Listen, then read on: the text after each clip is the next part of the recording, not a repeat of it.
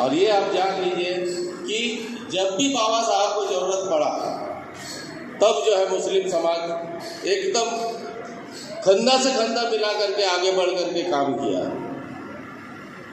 और आज जो बाबा साहब संविधान बनाने में भी जो आज हमें अधिकार दिए ड्यू टू मुस्लिम समाज। और मुस्लिम समाज जो है वो हमारा अपना भाई है। आप बाहर के लोग हमें जो है हमेशा एक डिफरेंसेस पैदा करके हमारे लोगों को, क्योंकि बाबा साहब ने एक ऐसा चीज़ दे दिया हम लोगों को ना कि दूसरा जो बाहर के लोग हैं उनको बहुत छटपटाहट हो रहा है। और हम लोग यहाँ क्यों हैं? आज हम लोग किसी न किसी को वोट देते हैं तो एक चीज़ बताना होगा कि ये वोट देने का अधिकार किसने दिया। हमारे लोगों को ये चीज़ बताना होगा कि वोट देने का अधिकार जिसने दिया है तो क्यों दिया। आपका मान सम्मान के लिए, आपको आगे बढ़ने के लिए, आप यहाँ के शासक हैं, ये आपको सोचना होगा, जानना होगा। जब तक आप इस चीज़ को नहीं समझिएगा तो आपके अंदर में एक ऊर्जा नहीं आएगी। आपके अंदर में जो है एक ताकत, एक ऊर्जा आना चाहिए। और बाबा साहब का विचारधारा जो है ऐसा विचारधारा है जो एक बार आप उसको आत्मसात कर लीजिए तो उसके बाद आपको कुछ नजर नहीं आएगा। और हमारा कहना है कि आप में अगर विचारधारा को आप ले रहे हैं तो एक मैग्नेट जो होता है ना, जो चुंबक, हम अपने लोगों को, अपने बहुजन समाज के लोगों को जिस जगह हम खड़े हो जाए और दूसरा जगह जा नहीं सकता, ये आपके अंदर में आना चाहिए पावर। और वो पावर कैसे आएगा, क्या आएगा, सब हमारे और बहुत सारे बुजुर्ग हैं, हमारे भक्तागण हैं, तो वो सब चीज के बारे में भी हम लोग फिर बात करेंगे। लेकिन ये आपको अंदर से आना चाहिए। हम दूसरा जगह नहीं जा सकते, हमारा आदमी भटक नहीं सकता, क्योंकि आज हमारा कहना है कि आज हमारा दलित समाज का, हमारे जो मैंने आज नगीना में जो हमारे सांसद चंद्रशेखर आजाद जी को मुस्लिम समाज ने आगे बढ़ाया लेकर के आज वहां तक पहुंचाया, आज पार्लियामेंट तक। तो हम लोगों का जिम्मेवारी है कि आज हमारा जो है आसिफ भाई को हम लोग विधानसभा तक पहुंचाए। ये हमको हर जगह जो है इसको बोलना होगा, ये हमारा अपना बड़े दायित्व होता है। ये कोई ऐसा बात नहीं है कि वोट को खरीदने के लिए कोई कुछ लालच दिया, वो चीज नहीं है। ये आपको समझना होगा, ये आपका मान सम्मान है। बाबा साहब ने जो किया है इसी के चलते तो सब आकर के आपका पैर पकड़ रहे हैं। 5 साल में आपके पास कितने लोग आते हैं? ये जो वोट देने का अधिकार दिया तो उस अधिकार को हमको सही जगह यूज करना है अपने लोगों के लिए। और आपको ये समझना है कि आप यहाँ के शासक हैं और आपको शासक बनना ही है। अपने लोगों को इस तरह का जो है बाबा साहब ने डिजाइन किया है कि हम लोग चाहेंगे तो पूरा प्रदेश को अपना हाथ में रख सकते हैं, हम उसको मालिक बन सकते हैं। तो इस तरह का हम लोग और भी कार्यकर्ता सम्मेलन होगा तो हम लोग बातचीत करेंगे। तो मैं ज़्यादा वक्त नहीं लेते हुए आप लोग से इतना ही कहकर अपना वक्तव्य समाप्त करता हूँ। जय हिंद। बहुत बहुत धन्यवाद साथियों। मैं बहुत कुछ बोलना चाहता था लेकिन मैं आज हमारे बीच हमारे मुख्य वक्ता और पार्टी के प्रदेश अध्यक्ष मौजूद है, मैं उनको बुलाना चाहूँगा। बस आपको मैं एक बात समझाना चाहता हूँ। देखिए, चंद्रशेखर आजाद साहब पिछले कई सालों से मुसलमानों पे, दलितों पे, आदिवासियों पे और जो भी मजलूम तबकात हैं उन सब की आवाज़ उठाने का काम कर रहे थे। जब वो नगीना से चुनाव लड़ने का फैसला किए तो मुसलमानों ने, दलितों ने और जो मजलूम तबकात के लोग हैं इन लोगों ने आपस में एक गठबंधन बनाया, एक गठजोड़ बनाया, अपने इत्तेहाद का मुजाहिरा किया और हमारे राष्ट्रीय अध्यक्ष चंद्रशेखर आजाद साहब को पार्लियामेंट में भेजने का काम किया। मैं आपको पूरी जिम्मेदारी के साथ ये बात बताना चाहता हूँ कि चंद्रशेखर आजाद साहब पार्लियामेंट में जाकर उनको लगभग 3 महीना हुआ है। मैं पूरी जिम्मेदारी से ये बात कहता हूँ कि अखिलेश यादव, राहुल गांधी, हेमंत सोरेन, तेजस्वी यादव, इन सभी सेकुलर नेताओं ने अपनी पूरी जिंदगी में जितने मुसलमानों और दलितों के मुद्दे को नहीं उठाया, वो तने तना चंद्रशेखर आजाद साहब ने इस 3 महीने के अंदर इस मुद्दे को उठाने का काम किया है। और हम लोगों के लिए एक उम्मीद है, आज कोई भी भारत के अंदर में कोई भी दलितों के साथ, मुसलमानों के साथ या मजलूम तबकात के साथ, शोषित वंचित समाज के साथ कोई भी मुद्दा होता है, चंद्रशेखर साहब उठाते हैं पार्लियामेंट के अंदर। लेकिन सिर्फ पार्लियामेंट में उठाने से तो हमारा काम हल नहीं हो जाएगा ना। हमको अपनी आवाज, जहां पर हमारी आवाज पार्लियामेंट में उठनी चाहिए, उसी तरीके से हमारी आवाज जो है झारखंड के विधानसभा में भी उठनी चाहिए। जिस तरीके से नगीना के लोगों ने अपने इत्तेहाद का मुजाहरा किया, मुसलमानों, दलितों, आदिवासियों और पिछड़ों ने एक गठजोड़ बनाया और चंद्रशेखर साहब को कामयाब करने का काम किया। मैं आपसे गुजारिश करता हूं कि अगर आपने भी इस इत्तेहाद का मुजाहरा जमशेदपुर में किया, मुसलमानों ने, दलितों ने, आदिवासियों ने, पिछड़ों ने, और एक गठजोड़ बनाया, तो वो दिन दूर नहीं, हम लोग इस इलेक्शन में हमारे काशिफ भाई को विधानसभा भेजने का काम करेंगे। और काशिफ भाई भी, झारखंड का कोई भी नेता, कोई भी विधायक उन मुद्दों को पूरी जिंदगी में जितना आवाज नहीं उठाया होगा, काशिफ भाई उसको 1 महीने में उठाने का काम करेंगे। ये मैं आपसे वादा के साथ कहना चाहता हूँ। अब मैं बिना वक्त लिए, मैं बड़ी आदर और सम्मान के साथ हमारे प्रदेश अध्यक्ष काशिफ रजा भाई से गुजारिश करूंगा कि वो तशरीफ लाए। आप लोग जोरदार तालियों से एक बार स्वागत कर दें।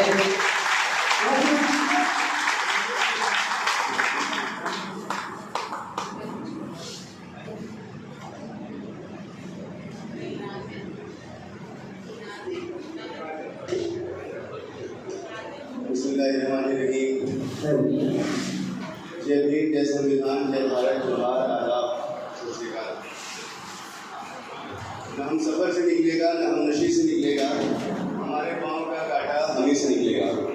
साथियों, बात आज नगीना की भी हो रही थी, बात जमशेदपुर विधानसभा की हो रही थी, और क्योंकि मैं झारखंड को लीड कर रहा हूँ तो मैं कुछ आपसे झारखंड के बारे में अर्ज करना चाहूँगा।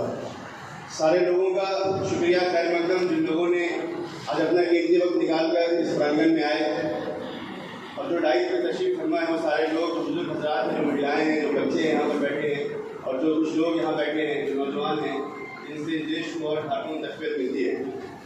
मैं बताऊँ कि एक छोटा सा हादसा, एक सुबह मेरे एक दोस्त, अजीज दोस्त, यहाँ की मस्जिद के इमाम भी हैं, उन्होंने मुझे फ़ोन किया कि काशिफ भाई, कोडरमा में मेरी अहलिया एडमिट हैं और वहाँ पर इलाज ठीक से नहीं हो पा रहा है, और वो किसी प्राइवेट अस्पताल में एडमिट थी। मैंने उनसे कहा कि आप सदर अस्पताल में भेजिए, और हमारी टीम वहाँ पर बहुत ही मजबूती से काम कर रही है। मैंने वहाँ सदर अस्पताल के जो जिम्मेदार हैं उनको मैंने फ़ोन किया, टीम को लगाया, और उन्होंने कहा कि मैं 3 दिनों से परेशान था, और वो आज यहाँ आने वाले थे क्योंकि ज़ोहर का वक्त है, इमामत करने को नहीं आ पाए। उन्होंने कहा कि काशिफ भाई आधे घंटे के अंदर में उन्होंने सारे मामले को सॉल्व कर दिया, और अल्लाह ने उन्हें बेटी खुशी। तो आप ये समझिए कि अगर आपके पास, मैं बात आपको इसलिए बता रहा हूँ कि आपको जानकर ये आश्चर्य होगा कि झारखंड के 24 साल गुजर जाने के बाद इस झारखंड में कोई तब्दीली नहीं आई। जो बुजुर्ग बैठे हैं, जो जवान थे वो बुजुर्ग हो गए, जो बुजुर्ग थे वो रिटायर हो गए। इन 24 सालों में झारखंड में कुछ भी नहीं बदला, न मुसलमानों के हालात बदले, न दलित की स्थिति बदली, न आदिवासी भाई जो उनकी जंगल ज़मीन का मसला था, यूनिफॉर्म सिविल कोड में इतने मसाइल मुसलमानों को पैदा किए जा रहे हैं, उसमें कोई बोलने वाला नहीं है। संज्ञा ग्राम कोड का मसला 2012 से लंबित है, जो मातो समाज के दोस्त हैं वही बड़ी लड़ाई लड़ रहे हैं। तो सारे समाज परेशान है, और जिन लोगों को हम लोगों ने आज तक, जिन लोगों को वोट दिया, सवाल उन लोगों से करने कि हम शुरुआत करना चाहते हैं। मैं परसों कोडरमा में था, वहाँ पर एक बड़ी जनसभा को हमने संबोधित किया, और जनसभा के बाद जो हमारे वहाँ के प्रत्याशी हैं उमेश यादव जी, उन्होंने मुझे फ़ोन किया कि भाई आपके जाने के बाद तरह तरह के फ़ोन कॉल्स आने लगे, और अलग अलग तरीके से हमें प्रताड़ित करने की बात की गई कि तुम बैठ जाओ, ये हो जाएगा, वो हो जाएगा। फिर जब वो नहीं मान रहे हैं तो 2 दिनों के अंदर उनको 2 करोड़ का ऑफर दिया गया। आप सोचिए कि आज़ाद समाज पार्टी एक छोटी सी पार्टी है, हमारे राष्ट्रीय अध्यक्ष, एक राष्ट्रीय अध्यक्ष, एक हमारे पास में सांसद, उसके बावजूद क्या इस कशिश है इस पार्टी में कि लोग डर रहे हैं हम लोगों से। डर इसलिए रहे कि हम बुनियादी सवालों को उठा रहे हैं, जिन सवालों को मैं हमेशा आप लोगों को कहता हूँ उठाना शुरू करिए। जो लोग यहाँ दलित समाज के बैठे हैं, मेरे कई दोस्त यहाँ बैठे हैं,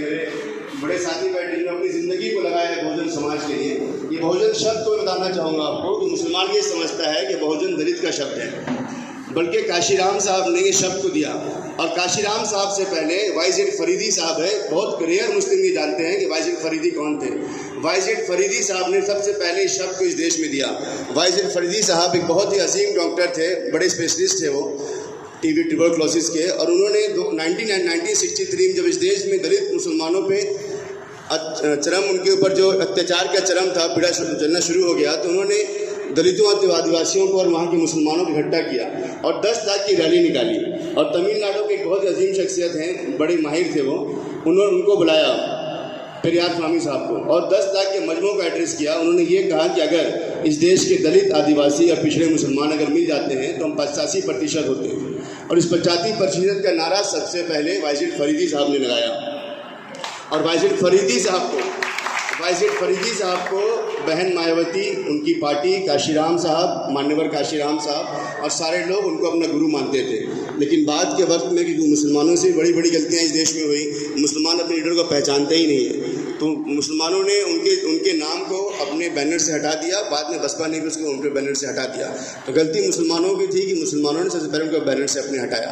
तो बात बहुजन की हो रही थी। बहुजन के मतलब ये होता है, बुनियादी तौर पर जो मुसलमान भाई बैठे हैं, दलित भाई बहुत जागरूक हैं, जागरूक होने की ज़रूरत मुसलमानों को है। मुसलमान जो बैठे हैं उनको मैं बताना चाहता हूँ कि 85% लोग इस देश के मूल निवासी हैं, यहीं के बाशिंदे हैं। इनके इत्तेहाद की जब बात होती है, इनको जोड़ने की जब बात होती है, जो हम 85% का नारा लगाते हैं, और 85% जो लोग हैं वो इस देश के बहुजन हैं। बहुजन के मतलब होता है मेजॉरिटी ऑफ पीपल। लेकिन आपको यहाँ के जो शासक जाति के लोग हैं, उन्होंने लड़ाने के लिए, आपके बीच में फूट पैदा करने के लिए इस शब्द को इस देश में गायब कर दिया और एक ख़ास पार्टी से इसकी निस्बत कर दी, जिसको हम बहुजन समाज पार्टी कहते हैं। बल्कि बहुजन शब्द जो है, इस देश के मेजॉरिटी पीपल का नाम बहुजन है। ये एक बात हो गई। दूसरी बात यह है कि झारखंड की मैं अगर बात करूँ तो झारखंड में शेड्यूल कास्ट की 9 रिजर्व सीटें हैं। यहाँ पर मुसलमानों के पास इतनी ताकत है कि अगर शेड्यूल कास्ट मुसलमान मिल जाते हैं तो हम इस देश में की बात छोड़ दीजिए, हम प्रदेश में 1 करोड़ 21 लाख होते हैं। 1 करोड़ 21 लाख को जोड़ने की आज तक कोई पहल की गई इस देश में और इस प्रदेश में? जहाँ पहल की गई वहाँ पर हमने 4 बार मुख्यमंत्री बहन मायावती को बनाया। जो लोग उत्तर प्रदेश के होंगे उनको बात पता होगी, उत्तर प्रदेश में बहन मायावती 4 बार मुख्यमंत्री बनी, सिर्फ और सिर्फ मुस्लिम दलित के इत्तेहाद से। और जब इत्तेहाद कायम हो जाता है, जब आप संविधान की शपथ लेकर विधानसभा में दहाड़ना शुरू करते हैं, मुख्यमंत्री बन जाते हैं, तो दूसरे समाज के लोग भी आपको खाना शुरू कर देते हैं। झारखंड में हमारे पास क्या पावर है, मैं आपको ये बताना चाहता हूँ कि दलित मुस्लिम इत्तेहाद जो है, भाईचारा जो है, अगर वो हम मिल जाएँ तो इस देश में, इस प्रदेश में हम 1 करोड़ 21 लाख होते हैं। 1 करोड़ 21 लाख की जनसंख्या इस प्रदेश में 32 से 36 सीटों को प्रभावित कर सकती है। लेकिन कभी किसी सियासी लीडर ने आपसे ये बात बताई?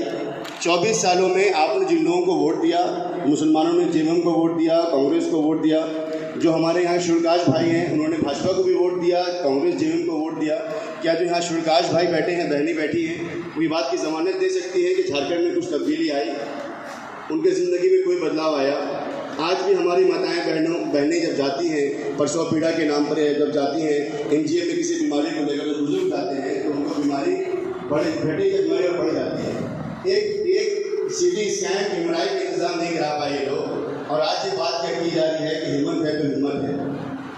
मैं तो कहता हूँ कि इस देश में और इस प्रदेश में जिन लोगों ने हुकूमत आज तक की, उन लोगों ने यहाँ के लोगों पर सिर्फ जुल्म ढाए, यहाँ के गरीबों पे, यहाँ के मुसलमानों पे, यहाँ के दलितों पे, यहाँ के पिछड़ों पे और यहाँ के जो मूल निवासी उन सब पे।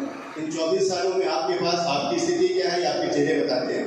यहाँ के मुसलमान थोड़ा बिजनेस करने में एम्पावर हो गए, लेकिन मैं पिछले 10 सालों से ढट्टी डिगी बस्तियों में घूमता हूँ। मेरे दिल से दोस्त यहाँ बैठे इस बात की गवाही दे सकते हैं कि 10 सालों में हम लोगों ने मुखी समाज में, हम लोगों ने पासवान समाज में, रजक समाज में, रविदास समाज में, टूडी समाज में, कालिंदी समाज में जाकर उन लोगों से भाईचारा निर्माण करने की हर मुमकिन कोशिश की। और इसी बात का नतीजा है कि आज 22 में इतनी बड़ी संख्या में लोग यहाँ मौजूद हैं। लेकिन किसी भी मुसलमान नौजवान ने या किसी भी मुसलमान रहबर ने, उनको हम लीडर, पार्टी का लीडर कहते हैं, क्या कोशिश की 10 सालों में? अगर ये कोशिश की होती तो झारखंड में आप और दलित, मुसलमान और दलित मिलकर हम इस देश में, प्रदेश में हुकूमत करोगे। क्योंकि 32 सीटें यहाँ हुकूमत में आने के लिए 43 सीटें चाहिए 81 में। 32 सीटों पे 36 पे आप कब्जा कर सकते हैं। लेकिन आपको क्या बताया गया? आपको ये बताया गया मुसलमानों को कि अगर बन्ना गुप्ता को हम वोट नहीं देंगे तो बन्ना गुप्ता जी हार जाएंगे तो भाजपा आ जाएगी। जो मुसलमान यहाँ बैठे हैं मैं उनसे पूछना चाहता हूँ कि पूर्वी विधानसभा है जहाँ से रघुवर दास साहब सीएम बने और वहाँ से एक जालिम यहाँ से जाके वहाँ पर एमएलए बन जाता उनको हराकर 35 सालों में वहाँ पर कोई भी कांग्रेस के नेता नहीं जीता, तो क्या मुसलमान की मस्जिदें शहीद हो गई, वहाँ पर मदरसे बंद हो गए, आप खाना नहीं खा पा रहे हैं, क्या जुल्म हो रहा है? लेकिन एक नैरेटिव बिल्डअप किया गया इस देश में कि मुसलमान जहाँ रहता है बड़ी संख्या में तो वहाँ मुस्लिम लीडरशिप ना पैदा हो, क्योंकि आपके सीट पर शेड्यूल कास्ट मुसलमान, दलित और मुसलमान मिलाकर तकरीबन 2,17,000 और आपकी जीत कितने में होती है? 80 से 85,000। 2,17,000 वोटर जो है इसमें 70 से 75,000 यहाँ के दलित भाई हैं, आदिवासी भाई और थोड़े से यहाँ पर हैं और महमतो भाई हैं यहाँ पर, और ये अलग अलग जातियाँ हैं। और मुसलमान 1,40,000 मुस्लिम वोटर हैं। 1,40,000 मुसलमान वोटर, जब 55,000 से 60,000 मुसलमान वोटर था तो हमारे पास झारखंड को अलग होने से पहले 2000 से पहले यहाँ पर 3 मुस्लिम विधायक थे, शमशुद्दीन खान साहब, अयूब खान साहब और हसन रिजवी साहब, ये विधायक थे यहाँ पर। लेकिन ऐसा क्या हुआ, जनसंख्या हमारी बढ़ गई, विधायक घट गए। वो तो अल्लाह का करम है कि बाबा साहब अम्बेडकर इस देश में थे, उन्होंने बाबा साहब अम्बेडकर ने यहाँ के दलित भाइयों को संविधान में अधिकार दिया, उनकी सीटें रिजर्व कर दी, तो आज दलित भाई यहाँ पर 9 सीटों पर मेहनत करके जद्दोजहद करके पहुँच पाते हैं। मैं आपको एक और वाक़या सुनाता हूँ। झारखंड में जब यहाँ पर सरकार बनी और सरकार बनने के बाद इन्होंने सिर्फ एक दलित को मंत्री बनाया, तो एक दलित यहाँ पर नेता हैं, अभी कुछ दिन पहले मंत्री बने, उन्होंने हमारा सहारा लिया। वो पार्टी में है जेएमएम के, सहारा हमारा लेते हैं। उन्होंने मुझसे ये कहा कि अगर आपका एक लेटर इशू हो जाए तो शायद मुझे जगह मिल जाए कैबिनेट में। तो मैंने कहा कि हमारा समाज, मुसलमान समाज, दलित समाज, आदिवासी पिछड़े, हम सब के लिए काम करते हैं, हम बहुजनों के लिए काम करते हैं। मैं तो आपको वादा करता हूं कि हमारे एक स्टेटमेंट से और चंद्रशेखर भाई के एक फ़ोन से आप मंत्री बन जाइएगा। लेकिन आप ये बताइए कि आपने मंत्री बनने से पहले, आप तीसरी बार के विधायक हैं, मंत्री बनने से पहले, मंत्री बनने के बाद आप यहाँ के बहुजन समाज के लिए क्या काम करेंगे? उन्होंने कई मुझसे वादे किए थे। अफसोस की बात है कि वादा पूरा नहीं कर पाए, उनको बने हुए 6 महीना हो गया और सरकार उनकी अब यहाँ पर डामाडोल हो रही है। तो आपको समझना पड़ेगा कि आज़ाद समाज पार्टी के आने की वजह से भाजपा ने भी नेता प्रतिपक्ष जो अपना बनाया वो अमर कुमार गौरी साहब को बनाया। झारखंड के 24 सालों में भाजपा का कोई नेता प्रतिपक्ष नहीं बना, लेकिन आज़ाद समाज पार्टी के आने के बाद उनको ये एहसास है कि आज़ाद समाज पार्टी यहाँ के 55 लाख दलितों को और यहाँ के तकरीबन 75 लाख मुसलमानों को जगाने का काम कर रही है। अब मुसलमानों को, दलितों को समझना पड़ेगा कि 24 सालों में आपके हालात नहीं बदले तो हालात कौन बदल सकता है। मेरे अजीज़ दोस्त छोटे भाई शाहिद भाई ने कहा कि चंद्रशेखर भाई नगीना से चुनाव जीते और चुनाव जीतने के बाद उन्होंने सिर्फ 3 महीने में उन सारे मुद्दों को उठाया जिन मुद्दों को आज तक पार्लियामेंट में किसी ने नहीं उठाया। क्योंकि चंद्रशेखर आज़ाद साहब एक किसान के बेटा हैं, एक गरीब का बेटा है, उन्होंने उस दर्द को देखा है। लेकिन आप ये सोचिए कि जब आपके बीच में कोई नेता आता है, वो एक छोटी सी गाड़ी से आता है और 5 साल 10 साल के अंदर वो 1,000-2,000 करोड़ का मालिक कैसे बन जाता है, और हमारे माँ बहनों को सड़कों पर लाइन लगा के 1,000 रुपये की रकम बांटता है, कि ये ज़लालत नहीं है। हमने ये कहा कि नगीना में हमने इम्प्लीमेंट किया, पता करिए आपको, नगीना में जो राशन है उनके घरों में पहुँचना शुरू हो गया। नगीना में सबसे पहला काम चंद्रशेखर आज़ाद साहब ने किया कि राशन को घरों में पहुँचाना शुरू कर दिया। अगर आपको ब्लड टेस्ट करवाना है, आपको अगर छोटी छोटी बीमारी है तो कैंप लगवाने हैं, तो सारे आपके घर में पहुँच के इलाज शुरू हो गया। भाई ने माँ के मुसलमानों से कहा कि मैं आपसे गुजारिश ये करता हूँ कि थोड़ी रकम जो है आप हमें दे दीजिए और उस रकम से हम CT स्कैन और MRI यहाँ मशीन बैठाएंगे, जब रकम गवर्नमेंट हमें देगी तो पैसा वापस कर देंगे। तो वहाँ के जो मुसलमान बिजनेसमैन थे उन्होंने पैसा दिया और हर वहाँ के जो अस्पताल हैं वहाँ CT स्कैन MRI लगा दिया गया। तो ये काम यहाँ क्यों नहीं हो पा रहे? अगर एक नेक आदमी, ईमानदार आदमी जिसके अंदर खौफ खुदा हो, अगर वो आदमी अगर ईमानदारी से चुन के जाता है तो वो कई सारे बदलाव कर सकता है। लेकिन हम और आप ऐसे नेताओं को चुनकर भेजते हैं जिनके अंदर न खौफ खुदा है, न उनके अंदर अपने समाज के प्रति जागृति है, न उनके अंदर अपने समाज के प्रति ईमानदारी है, वफादारी है। और वो सारे लोग चुन के तो जाते हैं, 5 साल तक वो आपके बीच नज़र नहीं आते, 5 साल के बाद जब आते हैं आपके पैर को पकड़ते हैं और मुसलमान हो या शेड्यूल कास्ट हो, उनके बहकावे में आके दोनों कम्युनिटी, दोनों कौम जो है ये बराबर की कौम है। ये दोनों कौम इस देश में मजलूम है। ये दोनों कौम बहुत ही, समझिए कि आप ये बहुत ही कमज़ोर दिल की कौम है। वो समझती है कि नेताजी आने वाले वक्त में मंत्री बन जाएंगे और तरह तरह के यहाँ शगुफे छोड़े जा रहे हैं।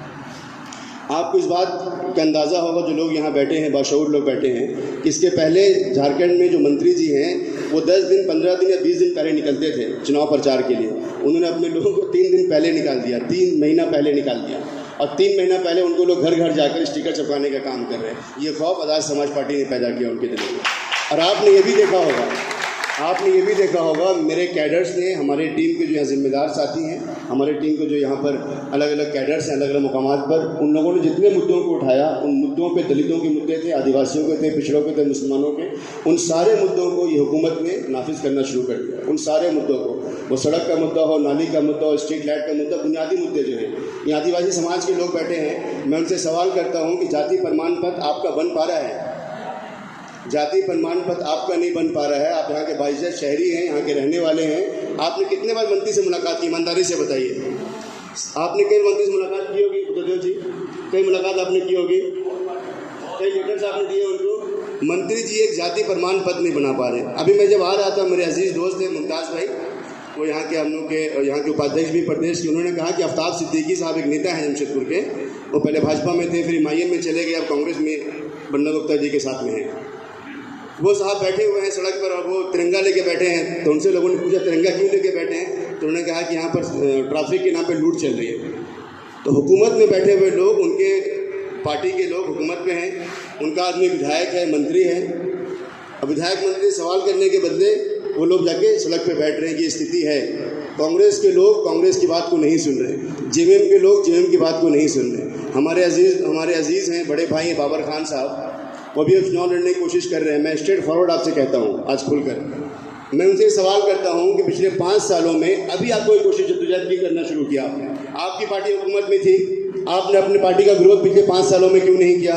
जब दंगे हुए शास्त्री नगर में, आपने वहाँ पर बहुत अच्छा काम किया, मैं उसको मुबारकबाद देता हूँ, अल्लाह को जज़ाए खैर दे उसका। लेकिन आपकी हुकूमत में लोग बैठे थे, आपके मंत्री थे, आपके मुख्यमंत्री थे, तो आपने उनको रोका क्यों नहीं? और आपने ट्रांसफ़र पोस्टिंग क्यों नहीं कराई वहाँ पर? यहाँ के जो जालिम यहाँ पर हुकूमत में बैठे, यहाँ के SP DSP थे और DC थे। तो जब आपको चुनाव लड़ने का वक्त आता है तो आप हमारे बीच में जाकर चुनाव के लिए वोट मांगना शुरू कर देते हैं। लेकिन हुकूमत में बैठकर, उसी हुकूमत में बैठकर जालिम जो हुकूमत है उसका हिस्सा बनकर कैसे वोट मांगेंगे मुसलमानों से, दलितों से आप? और जमशेदपुर का कौन वो नेता है मुसलमान जो शेड्यूल कास्ट के बीच में काम करता है पिछले 10 सालों में? कोई भी मुसलमान नेता को, जब मैं पिछले बार एक चुनाव प्रचार में था, हमारे एक दोस्त चुनाव लड़ रहे थे रियाज शरीफ भाई, तो उनको लोगों ने कहा कि आपकी पार्टी ऑल इंडिया मजलिस इत्तेहादुल मुस्लिमीन जो है MIM असदुद्दीन वैसी की पार्टी, उनको दलित समाज या हिंदू समाज वोट क्यों देगा? ये सवाल है ना।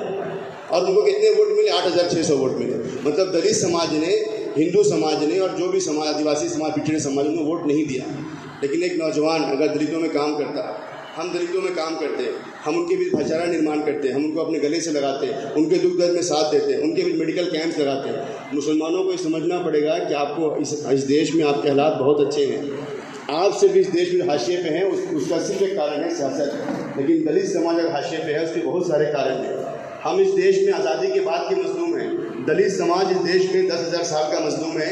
क्या मुसलमानों ने दलितों का साथ दिया?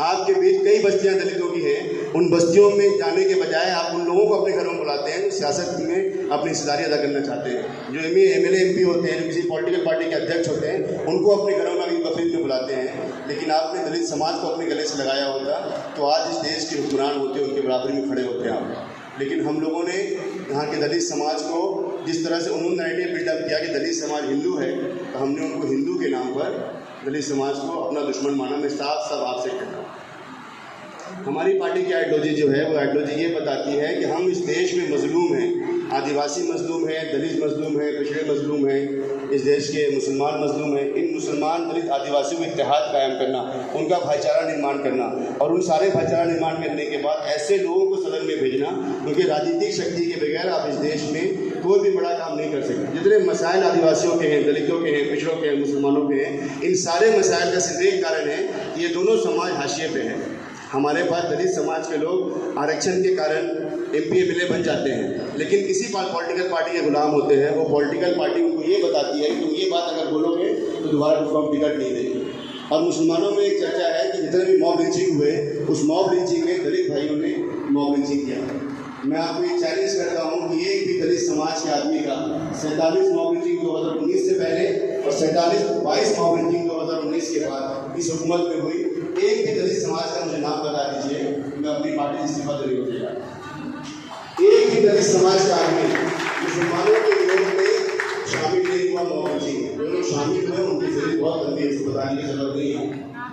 लेकिन जिनका आपको साथ देना था, आप उनको अपने आप से दूर कर दिया। जो लोग शास्त्री में बैठे हैं, जो लोग रानी के बैठे हैं, बैठे हैं, वो आप भी जानते हैं कि हम लोगों ने पिछले 10 सालों में दलित समाज के बीच में जाकर उनके बीच में कितना काम किया, और पूरे यहीं पर नहीं पूरे प्रदेश में हम काम कर रहे हैं। यही वजह है कि दलित समाज आज पूरे प्रदेश में एक मुसलमान को लीडर एक्सेप्ट कर रहा है। आप बताइए कौन सी सियासी पार्टी इस प्रदेश में है जो किसी मुसलमान को लीडर एक्सेप्ट बनाई हो? मुझे बताइए, जो लोग यहाँ बैठे हैं मुसलमान, कोई सियासी पार्टी है यहाँ पर? एक भी सियासी पार्टी ने जिला अध्यक्ष नहीं बनाया, एक भी सियासी पार्टी ने, पॉलिटिकल पार्टी ने किसी भी दलित को जिला अध्यक्ष, प्रदेश अध्यक्ष नहीं बनाया। जो दलित समाज के लोग बैठे हैं, जिन्होंने वोट दिया कांग्रेस को, जिन्होंने वोट भाजपा को दिया होगा, जिन्होंने वोट आजसू पार्टी को दिया, जीवन को दिया, उन सारे लोगों से सवाल है कि आपके पार्टी के लीडर उनके पार्टियों में, या आप कोई लोग उनके पार्टियों में कितने जिला अध्यक्ष है, प्रदेश अध्यक्ष है? अगर वो बनाते हैं तो माइनॉरिटी मोर्चा बनाते हैं, एससी मोर्चा बनाते हैं, तो आपके लीडरशिप को क्रश करने की कोशिश की जा रही है। और हमें हिंदू मुस्लिम के नाम से इतना उठाया जाता है कि हम किसी भी लीडर को जो पिछले 5 साल हमारे देश में नहीं आता, उस 5 साल में नहीं आने के बावजूद भी हम उसे वोट देते हैं डर से कि भाजपा आ जाएगी। अभी आपने यहाँ जो दलित समाज के लोग बैठे हैं, संविधान बचाने के लिए हमने मिलकर वोटिंग किया पूरे देश में और हम संविधान बचा पाए। जिन लोगों ने नारा लगाए 400 पार होगा, उनके नारा फेल हो गया, 250 भी अचीव नहीं करता है। लेकिन दलित समाज और मुसलमान से मैं सवाल करता हूँ, आपने यहाँ किनको वोट दिया? आपने वोट यहाँ पर कांग्रेस और अलायंस को दिया, इंडिया अलायंस के नाम पर। और जो आपने वोट दिया तो आपने गवाही दी। ईवीएम मशीन जो हम बटन दबाते हैं तो हम गवाही देते हैं, इस आदमी को हम चुन के ला रहे हैं कि हमारे लिए काम करेगा, पार्लियामेंट पहुंचेगा तो हमारे सड़कों के लिए, हमारे विकास के लिए, हमारे बच्चों के मुस्तकबिल के लिए, उनके भविष्य के लिए, दलितों के, आदिवासियों के लिए एक अच्छे भविष्य का निर्माण करेगा। लेकिन वो तो चुनाव हार गया।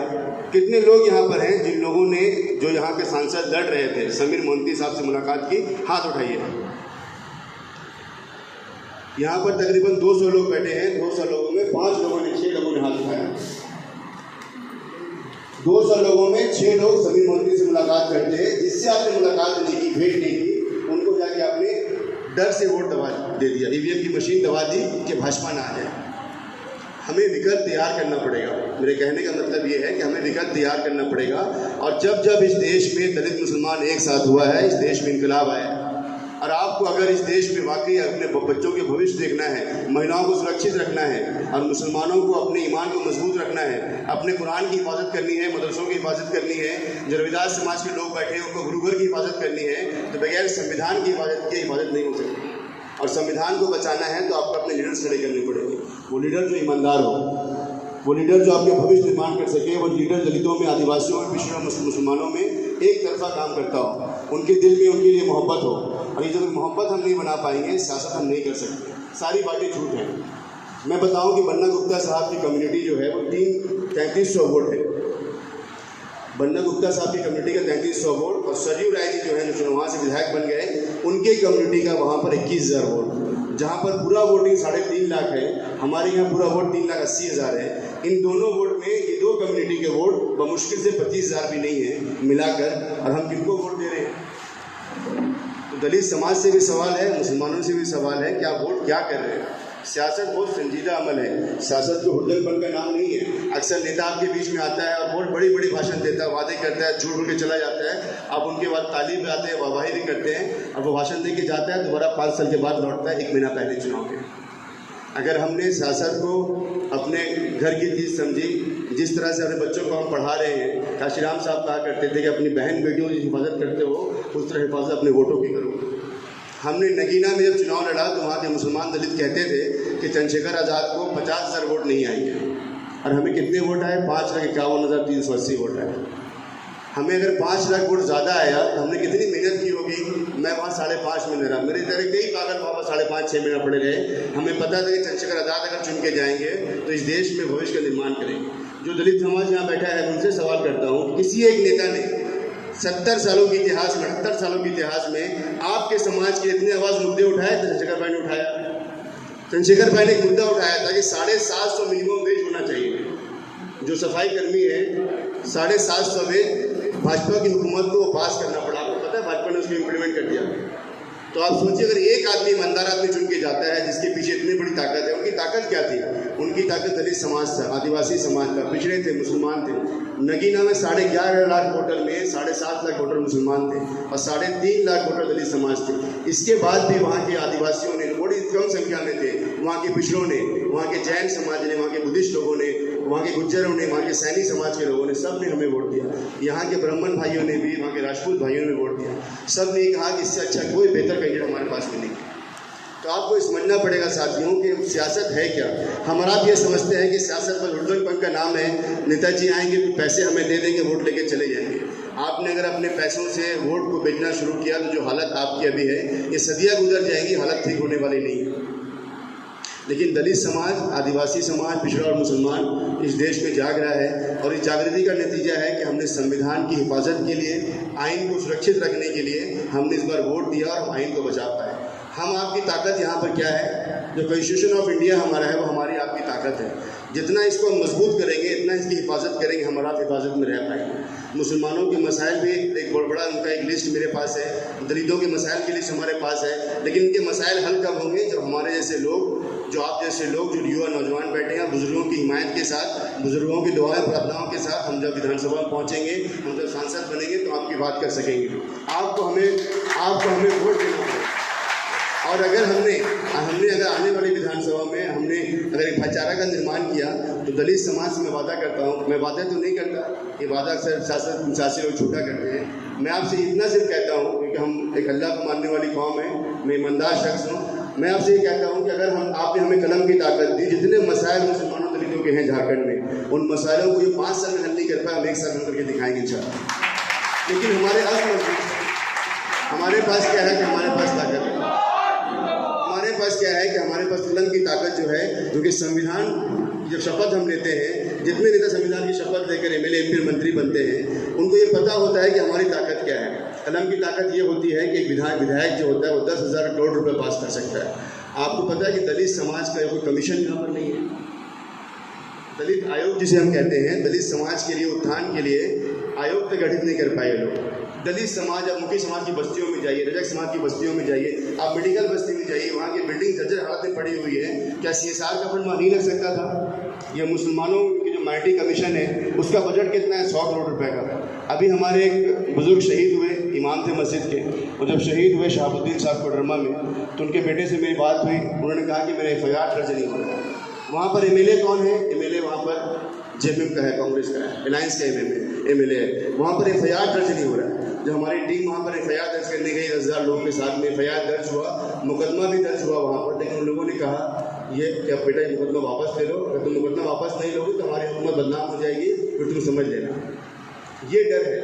जब भाजपा की हुकूमत थी तब भी हम डरे हुए थे, जब झारखंड के यहाँ पर शासन है तब भी हम डरे हुए हैं। बदला क्या, ये आपसे सवाल है। अगर कुछ बदला हो तो मुझे बताइए, मैं भी झारखंड मुक्ति मोर्चा और कांग्रेस को ये त्याग पत्र दे के वहाँ पर ज्वाइन करने को तैयार हूँ। लेकिन आपको अपने मसाइल को समझना पड़ेगा। अगर आपके पैर में कांटा अगर चुभा है, उसकी दर्द तकलीफ आपको होगी। मैं दलितों से मोहब्बत करता हूँ, आदिवासियों से मोहब्बत करता हूँ, मुसलमानों से मोहब्बत करता हूँ, क्योंकि मेरा कुरान ये सिखाता है कि इस दुनिया में जितने लोग हैं वो अल्लाह के बंदे हैं, और मेरे नबी जो रहमतुल आलमीन हैं। जब जिस नबी की उम्मती है, उन्होंने पूरी दुनिया को इनकलाब बर्पा किया, पूरी दुनिया को अपने साथ लिया, तो हम इस देश में मजलूम तबकों को साथ क्यों नहीं ले पा रहे? और दलित समाज से मैंने कहता हूँ कि आप जिस समाज के आते हैं, उस समाज को पिछले 5,000 सालों में धार्मिक कर्मकांड के नाम पर हिंदू मुसलमान करके आपके वोटों की चोरी की गई, और आपको ऐसे लोगों को वोट देने को मजबूर किया गया जो हिंदू मुस्लिम करते हैं। तो क्या हिंदू मुस्लिम के नाम पर कुछ बदला, तब्दीली आई आपकी ज़िंदगी में? जब कोई बदलाव नहीं आ रहा है तो आपको ऐसे शख्स का साथ देना पड़ेगा, ऐसे पार्टी का साथ देना पड़ेगा जो आपके लिए बात कर रहा है। सफाई कर्मी का मुद्दा हो, यहाँ पर युवाओं के रोज़गार का मुद्दा हो, मॉब लिंचिंग का मुद्दा हो, उर्दू बोर्ड का मुद्दा हो, जल जंगल ज़मीन का मुद्दा हो, यूनिफॉर्म सिविल कोड का मुद्दा हो, और मुसलमानों की हिफाजत का मुद्दा हो। इस हुकूमत ने कहा था कि जैसे हम यहाँ पर कानून में आएंगे, कानून पास करेंगे हुकूमत में आने के बाद। 2019 में हुकूमत में ये लोग आ भी गए। मॉब लिंचिंग के नाम पर सिर्फ मुसलमान नहीं मारे गए, ये बात फैलाई जाती है। 47 लोग मारे गए 2019 से पहले, और 22 लोग मारे गए 2019 के बाद। इतनी बड़ी संख्या में मुसलमान सिर्फ 29 हैं, सिर्फ 29 लोग हैं। तकरीबन 25 लोग, इससे ज़्यादा लोग जो हैं वो दलित समाज के, आदिवासी समाज के लोग हैं। तो हम और आप इस देश के मजलूम हैं। इन मजलूमों का भाईचारा का निर्माण करना, इन मजलूमों को एक तरफ एक साथ में लाना और जालिम को जुल्म से रोकना, ये हमारी पार्टी का उद्देश्य है, हमारी पार्टी का विजन है। और हमारी पार्टी का विजन ये भी है कि इस देश में अगर ये हुकूमत में हम आते हैं तो हम आपके घरों तक सुविधाओं को पहुँचाएँगे। मुझसे कई लोगों ने पूछा कि मैया सम्मान के नाम पे भाजपा बैकफुट पे चली गई। अभी आपने पढ़ा होगा, जितने लोगों ने पेपर सुबह पढ़ा हो, हेमंत बिश्व शर्मा जो यहाँ के प्रभारी हैं, उन्होंने कहा कि भाजपा अगर आएगी तो 2100 रुपये देगी। एक साहब ने 1000 रुपये दिया, दूसरा 2100 रुपये देगा, कोई और हुकूमत में आएंगे कहेंगे हम 3300 रुपये देंगे। तो हमारे लोग भिखारी नहीं हैं। हम हुकूमत के लोगों से मैं कहना चाहता हूँ कि यहाँ के दलित, आदिवासी, मुसलमान स्वाभिमानी लोग हैं, हम भिखारी लोग नहीं हैं। हम हिम्मत से मेहनत करते हैं तो अपने घर में पैसा कमा के लाते हैं, हमें आपका भीख नहीं चाहिए। लेकिन अगर हम जागरूक नहीं हुए तो ये लोग हमें 2100 रुपये में 1000 रुपये में खरीदने का काम कर रहे हैं। तो मैं सवाल भाजपा के लोगों से करता हूँ कि आपकी हुकूमत यहाँ पर 11 साल थी, तो 11 साल में आपने यहाँ के आदिवासियों के दलितों के लिए क्या किया, और 2100 रुपये उस वक्त क्यों नहीं दिया आपने? ये हेमंत बिश्व शर्मा अपने असम में वहाँ के मुख्यमंत्री हैं, वो वहाँ के लोगों के लिए क्या कर रहे हैं? तो साथियों, सिर्फ हमारा समाज सोया हुआ है। अगर हमारे समाज को हम जोड़ने का काम करें और घर घर जाके अपने समाज को बताएं कि बाबा साहब अम्बेडकर ने अपनी जब पार्टी बनाई तो उन्हें इन मनोवादियों ने उनको हराया, मुसलमानों के समर्थन से और मंडल जाति के समर्थन से और संविधान सभा में पहुँचे। बाबा साहब अम्बेडकर हो, फातिमा शेख ने, आरिफ शेख ने, ज्योतिबाई फुले और उनके जो अहलिया थे उनको साथ दिया। इस देश में मुसलमानों और दलितों की भाईचारे की जड़ें बहुत मजबूत हैं, लेकिन इन जड़ों को खोदने की कोशिश की जा रही है, इन जड़ों को फाड़ने की कोशिश की जा रही है।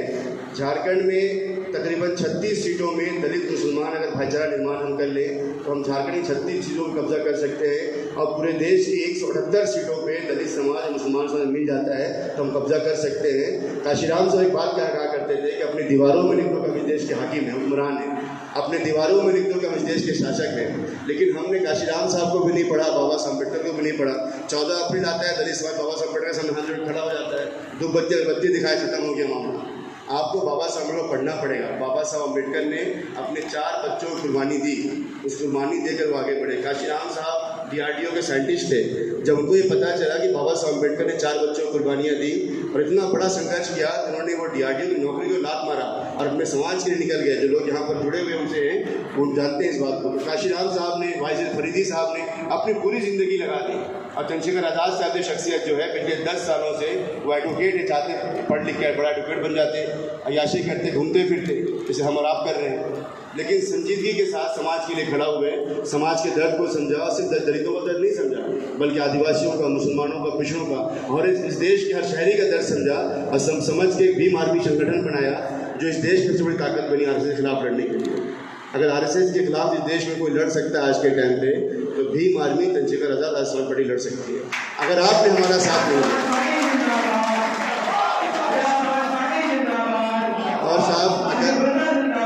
और आपने अगर हमारा साथ नहीं दिया तो हमारी नस्लें गूंगी पैदा होंगी। जो दलित समाज के लोग बैठे हैं, पीड़ित है, गरीब है, मजलूम है, जो मुसलमान समाज के लोग बैठे हैं, मैं दोनों से हाथ जोड़ के निवेदन करता हूँ, गुजारिश कर रहा हूँ कि आप अपने लोगों का साथ देना शुरू करिए। क्योंकि अगर हमारे जैसे लोग MLA बन के आते हैं तो आप हमारे गिरबान में हाथ डाल के बोल सकते हैं कि काशिफ भाई आपने वादा किया था, आपके लोगों ने वादा किया था, प्रदेश के अध्यक्ष हैं, आपने इस वादे को पूरा नहीं किया।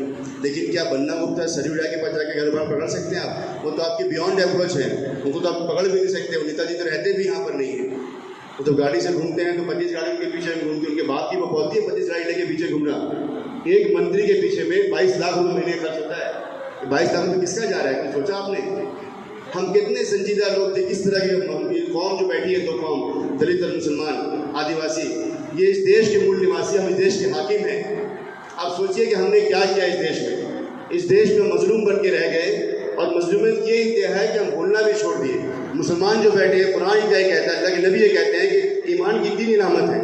अगर तुम्हारा ईमान जिंदा है तो कम से कम ईमान बेहतर, तो बोलो कम से कम, कि बोलो कि जुल्म हो रहा है इस देश में, जालिम को रोको, और बोल नहीं सकते सोचो कम से कम। हमने पूरे ज़िंदगी को तबाह कर दिया अपना, और हमने सबसे बड़ी गलती की इन दोनों समाज ने, दलित, आदिवासी, मुसलमानों ने, तीनों ने, कि हमने हुकूमत में जाकर अपने लोगों को भेजने का काम किया, और ऐसे लोगों को हुकूमत में भेजा जिनके ज़िंदगी का सिर्फ ये मकसद है कि कुर्सी को पाया जाए, बड़ी गाड़ी चमकाई जाए, अपने बच्चों को बाहर भेजने की बाहर भेजा पढ़ने के लिए। इसकी तरफ कोई उनका मकसद नहीं है। तो क्या आज़ाद समाज पार्टी में, क्या कोडरमा में था कि बुजुर्ग मुझसे मिले, उन्होंने कहा कि आज़ाद समाज पार्टी ने क्या किया? मैंने कहा आज़ाद समाज पार्टी को बने हुए 2 साल हुए, और आज़ाद समाज पार्टी से पहले जो संगठन हमारा है भीम आर्मी, उसको बने हुए 10 साल हुए। अगर आपको पता हो कि आरएसएस के खिलाफ अगर सबसे बड़ी आवाज़, ताकतवर आवाज़ कोई है, चंद्रशेखर आज़ाद हैं, भीम आर्मी है, वो CA/NRC का मसला हो, यूनिफॉर्म सिविल कोड का मसला हो, जब एट्रोसिटी एक्ट खत्म किया जा रहा था तो दलितों के मसले हों, आदिवासियों के मसले हों, पिछड़ों के मसले हों, अगर कोई बोल रहा है पिछले 10 सालों में चंद्रशेखर आज़ाद साहब बोल रहे हैं। तो साहब मैं आपसे ये निवेदन करने आया हूँ कि हमारा साथ दीजिए। हम ज़रूर कमज़ोर लोग हैं, हमारे पास बहुत पैसे तो नहीं हैं, लेकिन हमने नगीना को जहाँ पर 30 करोड़, 40 करोड़, 50 करोड़, 100 करोड़ लोगों ने खर्चा किया, समाजवादी पार्टी के, बसपा के लोगों ने, भाजपा के लोगों ने, हमने सिर्फ 70 लाख में चुनाव जीता। एक लोकसभा जीतने के लिए जो मैक्सिमम लिमिट होती है पैसे की, वो 98 लाख की होती है। हमने 70 लाख में चुनाव को जीता, और इन 70 लाख में तकरीबन 55 लाख वहाँ के लोगों ने हमें केतली में दिया। केतली हमारा चुनाव चिन्ह है। तो वहाँ के लोगों ने, वहाँ के मुसलमानों ने, वहाँ के दलितों ने, मैं ऐसे बहन मायों से मिला, जो कई बुजुर्ग महिलाएं हैं, आप फोटो में देख लीजिएगा, वीडियो बहुत वायरल हुआ, इंडियन टीवी ने चलाया उसको। एक बूढ़ी बुजुर्ग अपने लिए कुछ पैसे बचा के रखी थी, 500,000 रुपये अपने इलाज के लिए। उसने जब देखा कि चंद्रशेखर भाई चुनाव लड़ रहे हैं, तो वो आंसू बहाते हुए हमारे पास आई और केतली में वो 1000 रुपये डाल दिया। उसने कहा कि बेटा, ये जो 1000 रुपये है, ये 1000 रुपये आने वाले वक्त में इस देश के भविष्य का निर्माण करेगा। मेरा बेटा चंद्रशेखर आज़ाद जब पार्लियामेंट में दहाड़ेगा तो 1000 रुपये 1 लाख 10 लाख रुपये बन जाएगा। आपको भी इस तरह से अज़्म लेना पड़ेगा, संकल्प लेना पड़ेगा कि हम जिस जाति के लोग हैं, हमारी जाति आपकी जाति एक है, इस देश के हम मूल निवासी हैं। इन मूल निवासी का इत्तेहाद अगर कायम हुआ और हमने वोट देना शुरू किया अपने लोगों को, तो आने वाला भविष्य हमारा होगा। क्योंकि शासक जो होते हैं वो जुल्म को भी रोक सकता है, भविष्य का निर्माण भी कर सकता है। तो मैं चाहता हूं कि आप सारे लोग हाथ उठा के हमारे साथ संकल्प लें कि हम आने वाले विधानसभा में एक वोट आज़ाद समाज पार्टी को देंगे, और इस संकल्प ईमानदारी का संकल्प हो इंशाअल्लाह।